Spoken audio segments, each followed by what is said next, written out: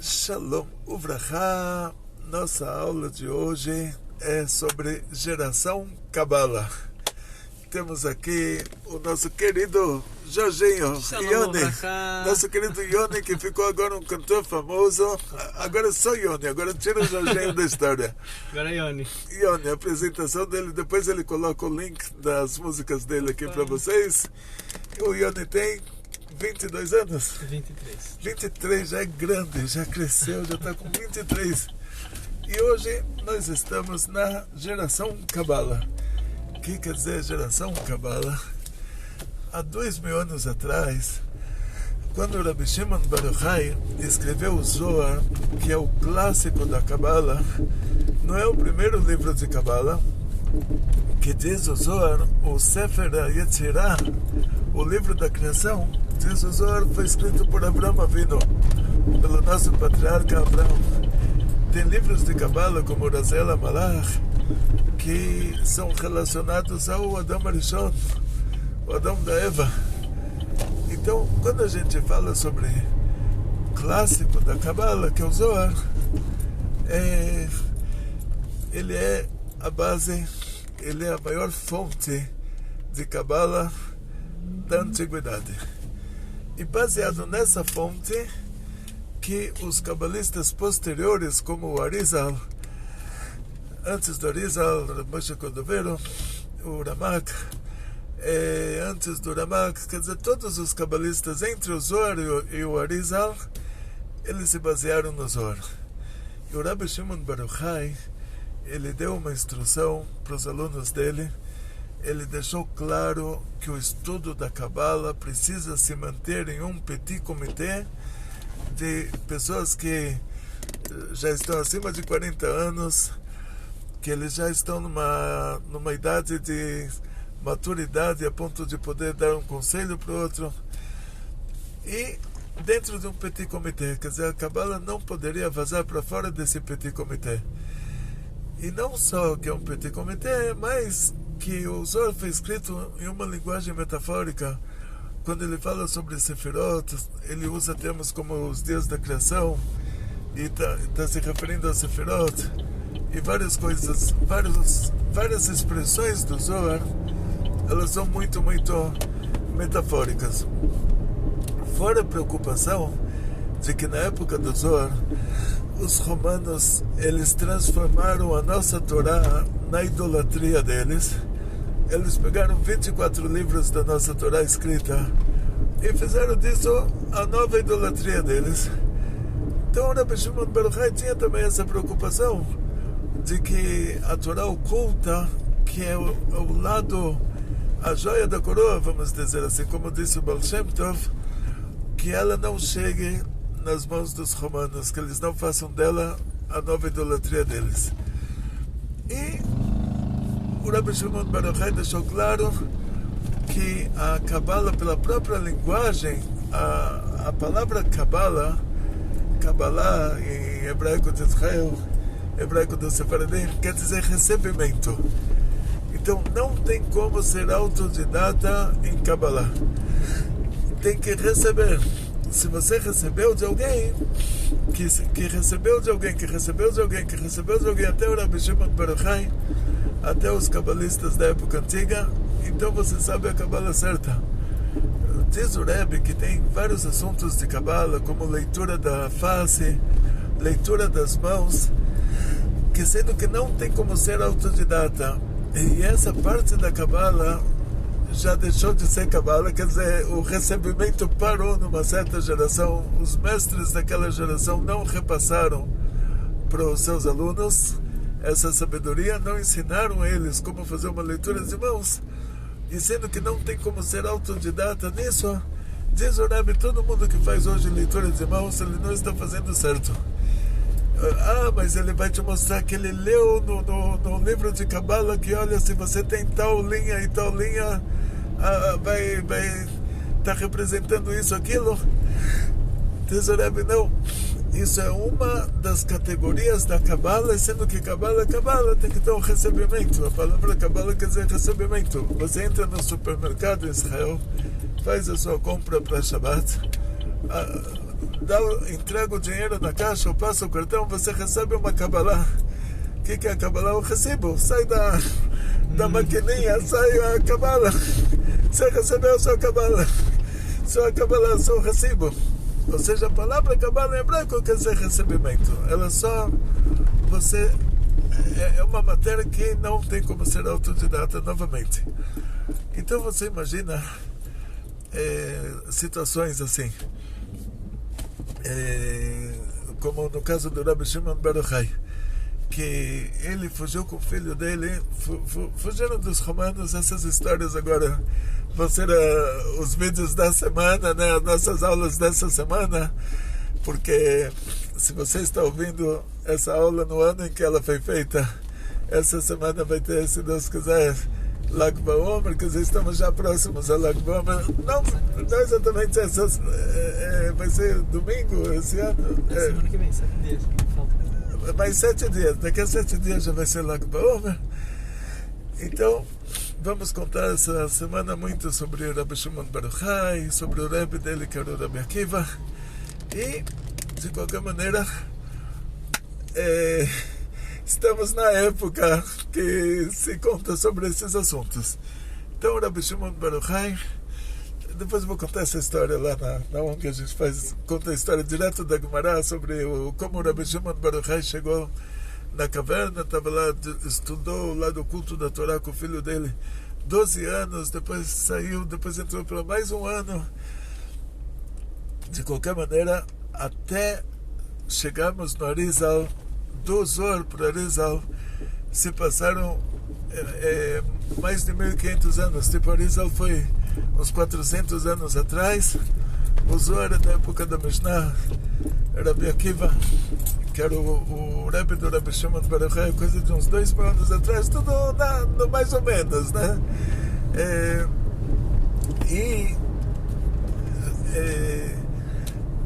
O Arizal, ele pegou todos os conceitos básicos do Zohar, todos os assuntos que o Zohar nos traz como regra de assuntos do lado oculto da Torá. E o Arizal falou que agora é uma mitzvah de divulgar essa sabedoria. Então ele tirou a Kabbalah da categoria de petit comité. Ele disse que a Kabbalah já não precisa mais ser um livro em aramaico com metáforas, mas já precisa ser traduzido, ser colocado como um Shulchan Aruch, uma mesa posta, cada coisa no lugar para facilitar o nosso acesso. E o Arizal, todas as escrituras do Arizal, que o principal aluno dele, o Rav Chaim Vital, ele escreveu, deixou para a gente, depois o Rav Shmuel Vital, que era o filho dele também. Os Ketvei Arizal, que foram escritos pelo Rav Chaim Vital, eles são como o Shulchan Aruch, uma mesa posta da Kabbalah.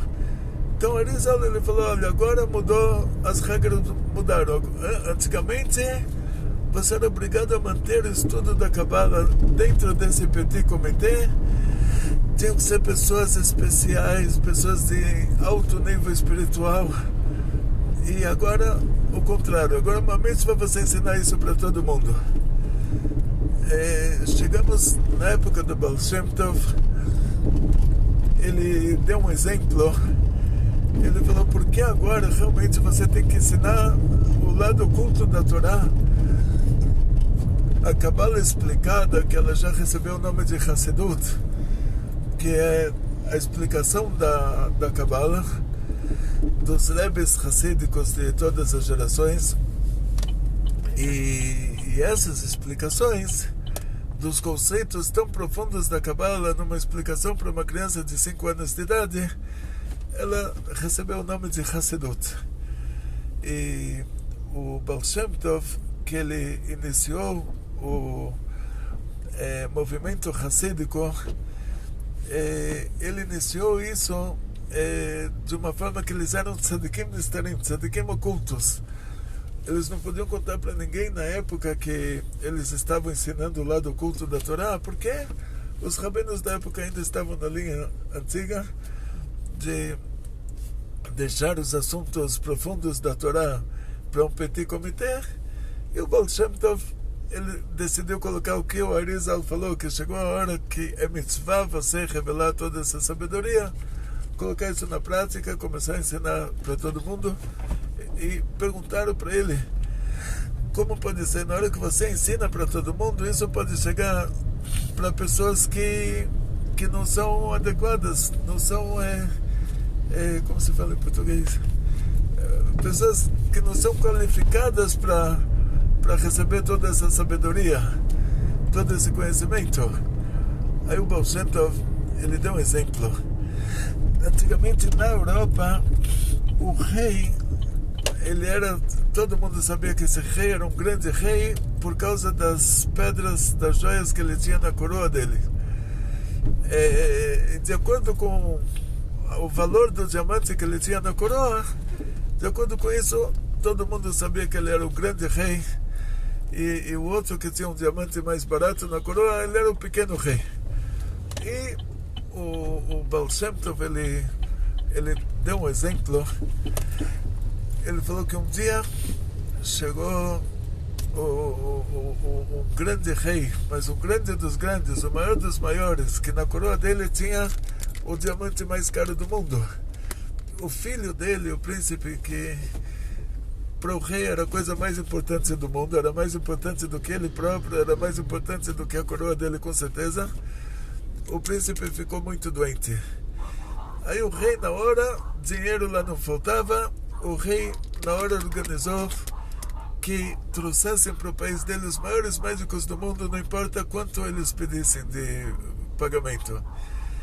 Trouxeram os maiores médicos do mundo e eles não conseguiram resolver o problema. E o maior dos maiores, ele falou assim, mas tem uma solução. Mas essa solução, não sei se o rei vai concordar. Vão ter que dar essa pedra, a joia da coroa, a pedra mais preciosa da coroa do rei, o príncipe vai ter que comer ela. E isso vai curar ele. É claro que é um exemplo, né? É uma parábola que o Baal Shem Tov próprio contou, que ele deu isso como exemplo. Não vai fazer isso na sua casa, de comer pedra ou coisa assim, mas aí o médico falou, então, o príncipe comendo o diamante da coroa, que é o diamante mais caro do mundo, isso vai curar ele.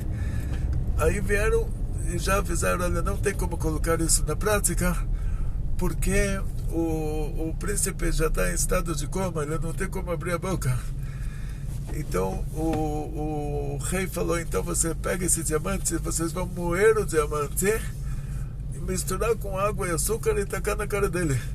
Alguma coisa vai entrar, alguma coisa, a maior parte vai cair no chão.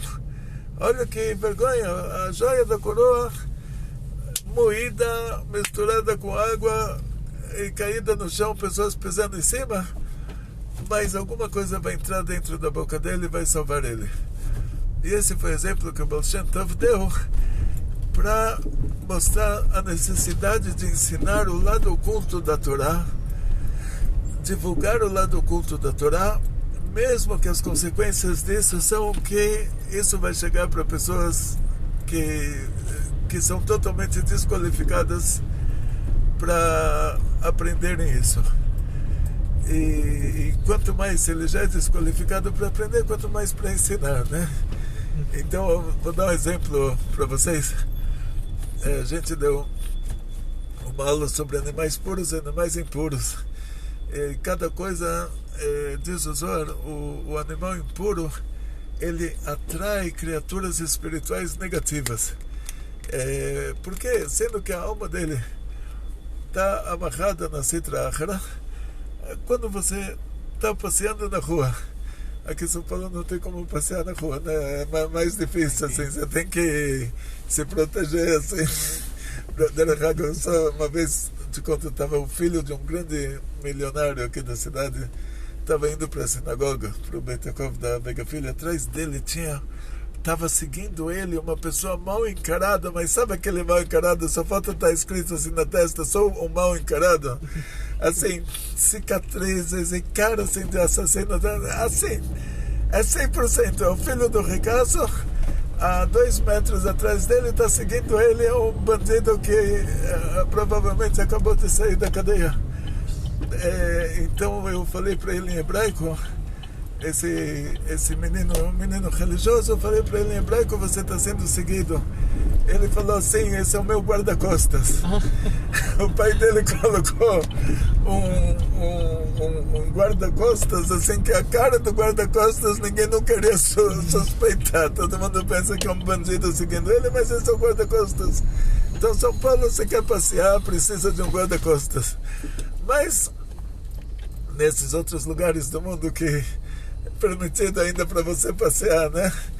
Então você vai ver na rua que pessoas estão passeando com pessoas similares a ela, né? Ou seja, vai ter um grupo de maus encarados, um grupo de bem encarados, vai ter um grupo de meninos, um grupo de meninas, um grupo de crianças. E geralmente cada pessoa que... a gente está agora, o Jorginho está me mostrando a aula prática, está me mostrando na rua, assim, grupo de senhorinhas, grupo de comadres, grupo de crianças, grupo de... Então cada pessoa, ele vai se sentir bem com alguém que é parecido com ele. Então uma criança vai fazer amizade com outra criança, uma comadre vai fazer amizade com outra comadre.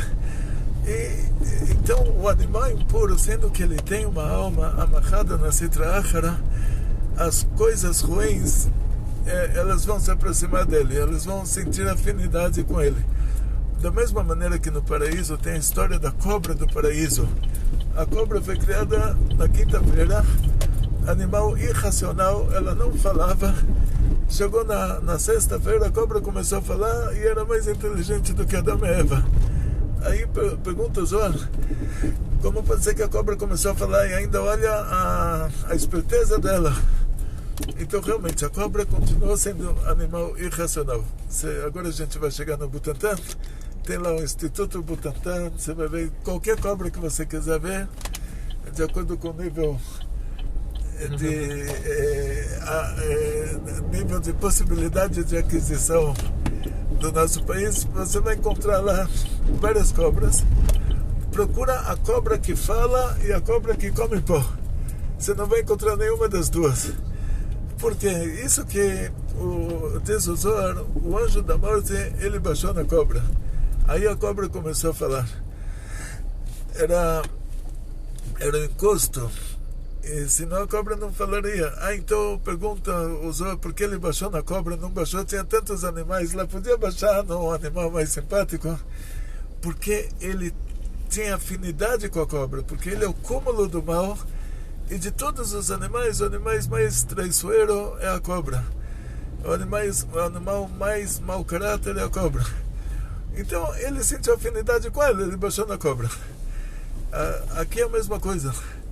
O animal impuro, ele atrai coisas ruins, coisas impuras. Mas você necessita dele, como o rei Davi precisava da mula. Lugar que tem muitos ratos, você precisa de um gato. Lugar que tem problemas de segurança, você precisa de um cachorro. Aí a gente faz um milagre, te protege, porque você tem necessidade de ter esse animal. Então é permitido você ter. É como uma pessoa que tem necessidade de tomar um remédio que não é kasher. Então a gente faz um milagre, desamarra aquele remédio da Sitra Achara, libera para aquela pessoa aquilo fica kasher.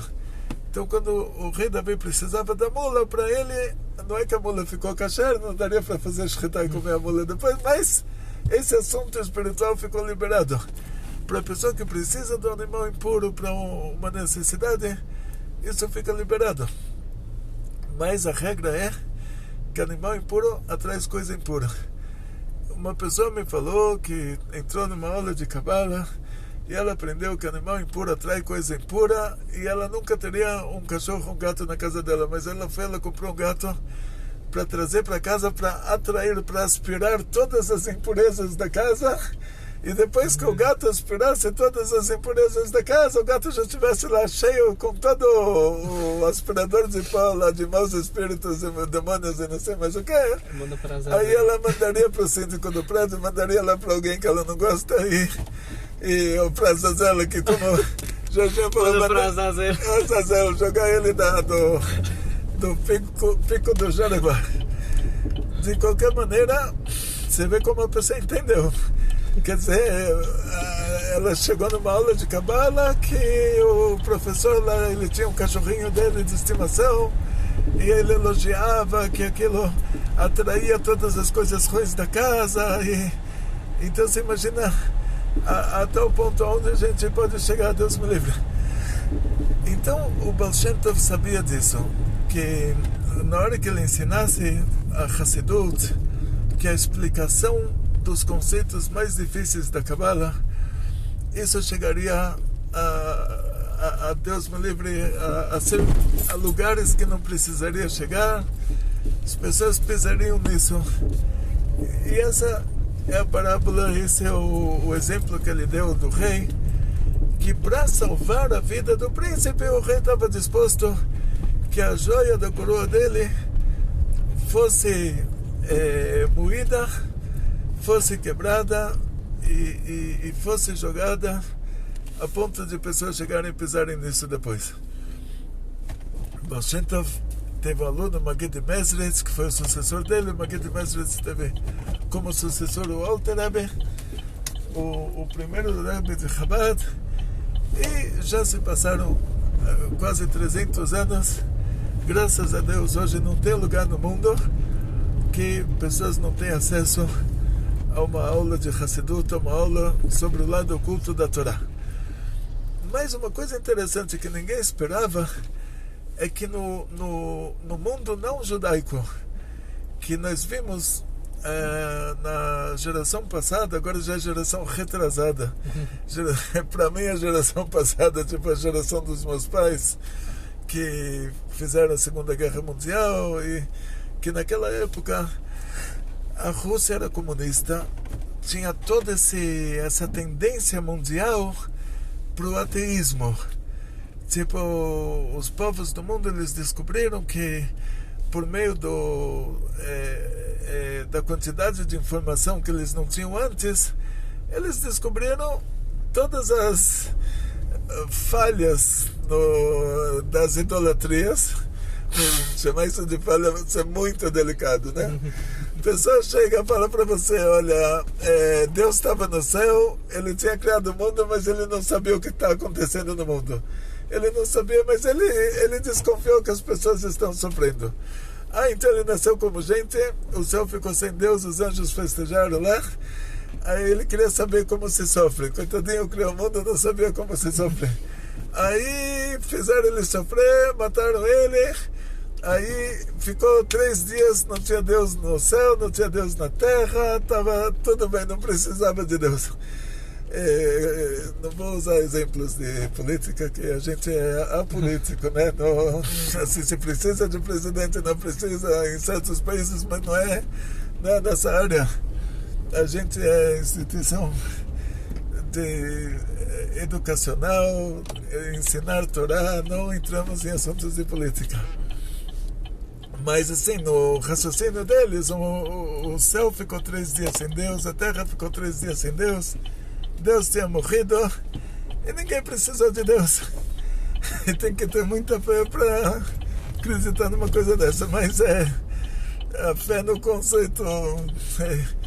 Aí depois o Deus ressuscitou, ele já entendeu que o ser humano sofre. Na hora que ele criou o ser humano, criou sofrimentos, ele não sabia o que ele estava criando, ele descobriu que ele criou coisa errada, voltou para o céu e nada foi feito para reparar o erro da criação. Então a pessoa recebe informações, tinham mais acesso à informação, e ele começa a descobrir que tudo isso é um papo furado. Quer dizer, como pode ser que a avó dele acreditou numa coisa dessas? Porque ela acreditou numa coisa dessas, porque colocaram espada na cabeça dela, no pescoço dela, para ser mais exato, e falaram: ou você acredita, ou você vai ser queimada na fogueira em praça pública com a sua filha grávida e as 10 crianças dela. Tá bom, então eu falei, então ela acredita que Deus é 3, acredita que Deus tem mãe, tem tia, tem sobrinha, porque se tem mãe, a mãe tem uma irmã, então ele tem tia também.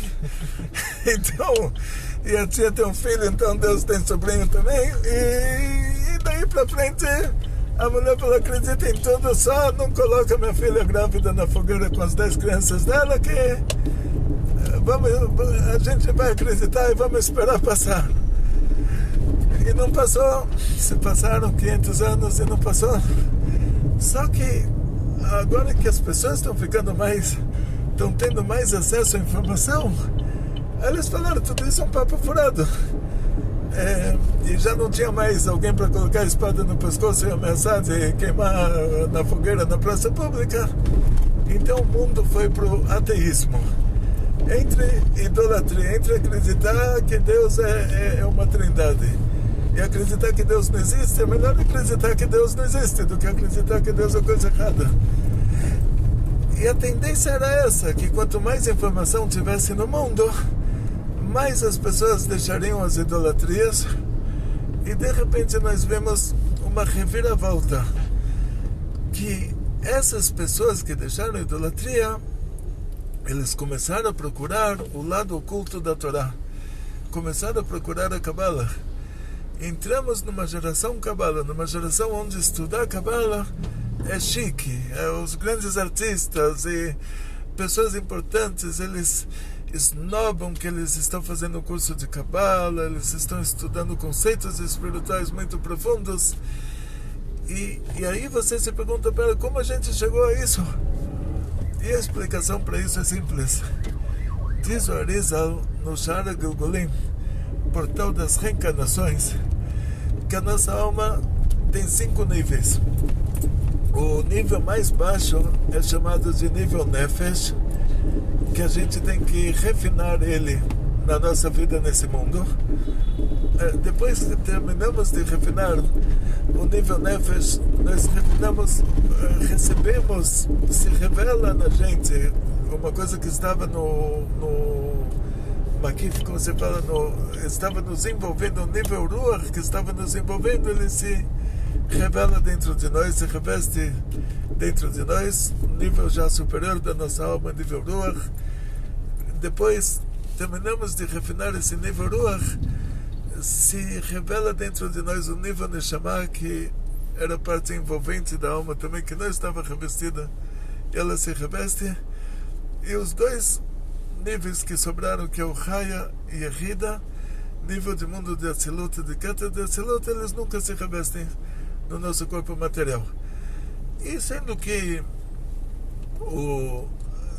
as pessoas precisavam refinar esses níveis da alma, na época que o nosso povo saiu do Egito e começou esse trabalho dos Berurim, como se chama aqui, mesmo que ele tinha começado com o nosso patriarca Abraão, mas ele não tinha descido ao nível de o espiritual mudar a essência do material, ou seja, Abraão vendo todos os mandamentos divinos que ele cumpriu usando materiais, ele não trouxe santidade para esses materiais. O material não ficou sagrado, a santidade não pairou sobre aquele material.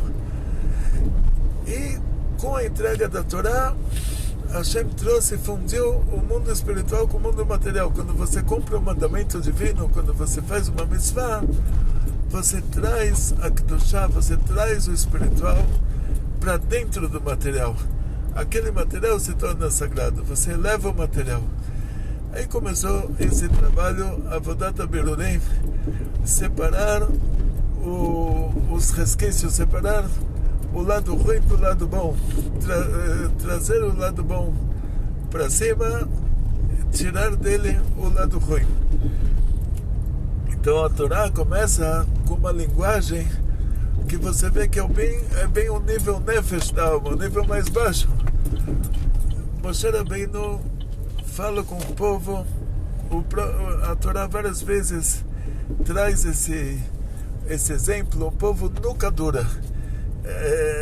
O que quer dizer nunca dura? Quer dizer assim, que a pessoa não abaixa o nariz, não consegue abaixar o nariz, a nuca dele está dura, quer dizer, para falar prepotente, né?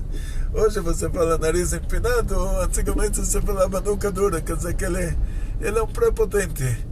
E toda a linguagem da Torá é uma linguagem muito ameaçadora, muito a mãe gritando com a criança vai enfiar um ferro numa tomada 220 e a mãe, de tanto amor pela criança, ela tira o chinelo, ela fala: se você enfiar esse ferro nessa tomada, eu vou te dar uma chinelada.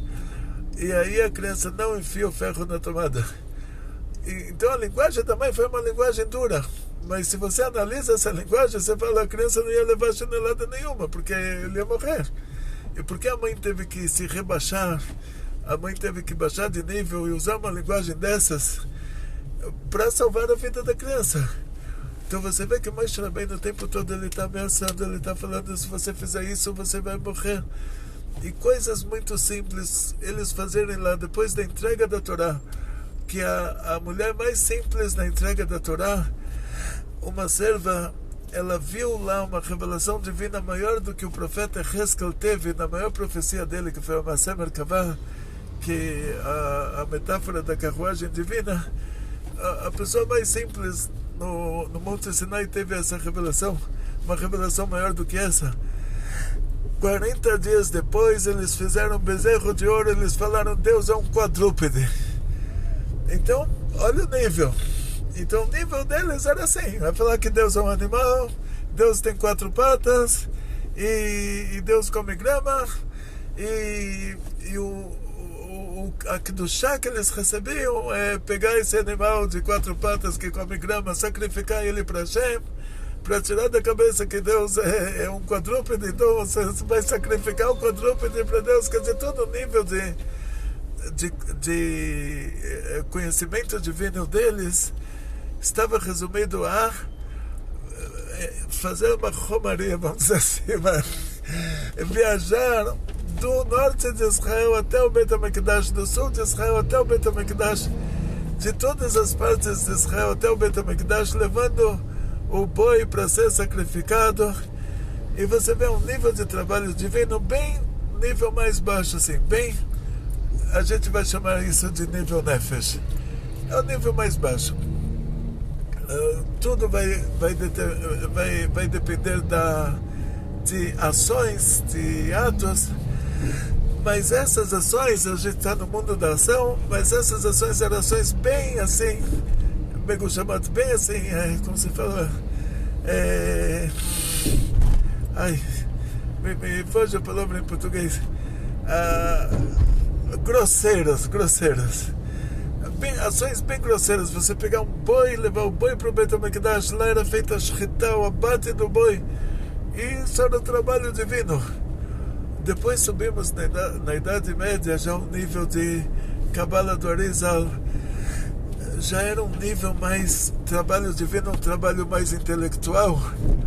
Já o Beit Yosef, ele escreveu Shulchan Aruch, ou seja, os rabinos dessas épocas, de 400, 500 anos atrás, eles se dedicaram a explicar a Torá. Já eram coisas mais espirituais, já não estávamos mais ocupados com os animais.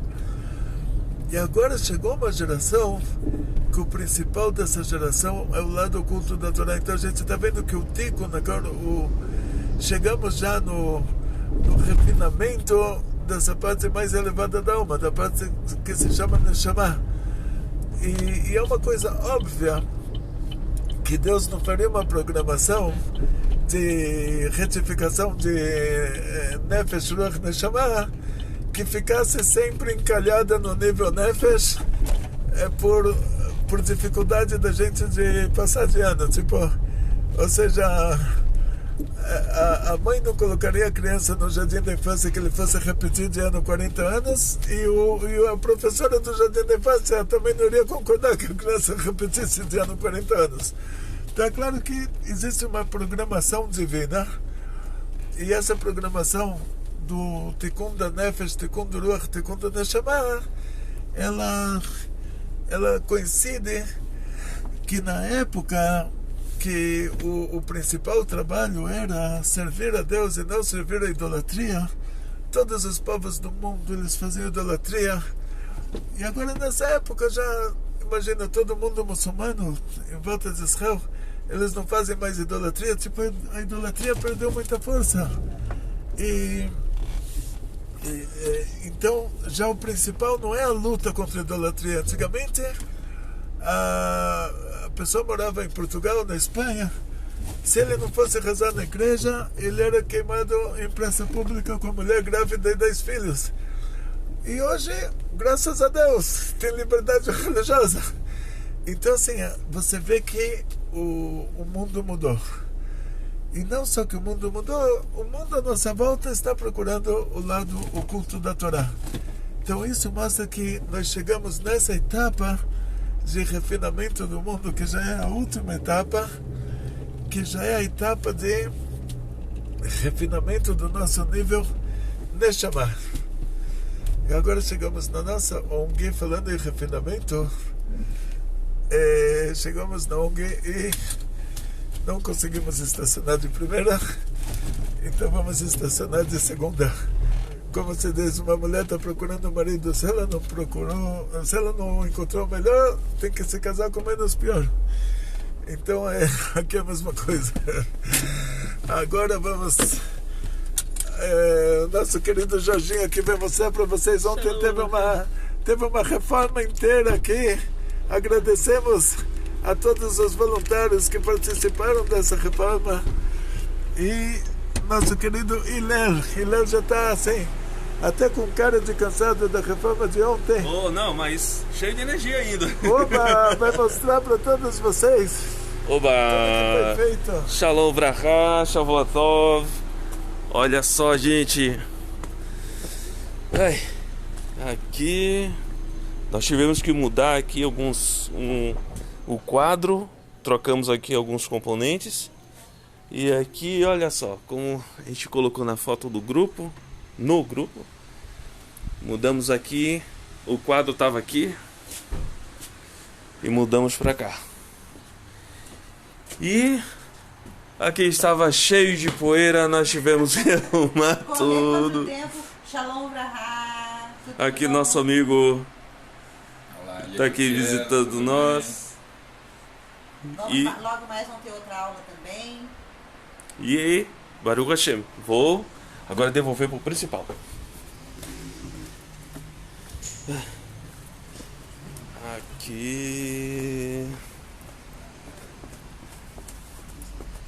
Aqui é o Rav Gloeb, agora é ele. Gente, muito sucesso, muita saúde, muito dinheiro, felicidades judaicas de toda a família. Grandes milagres em grande estilo. Mostrou tudo. Mostrei tudo. Então tá bom, o nosso querido Hillel mostrou para vocês o que foi feito por enquanto. Por enquanto. E daqui a pouco teremos mais novidades. Atzlachá, rabá.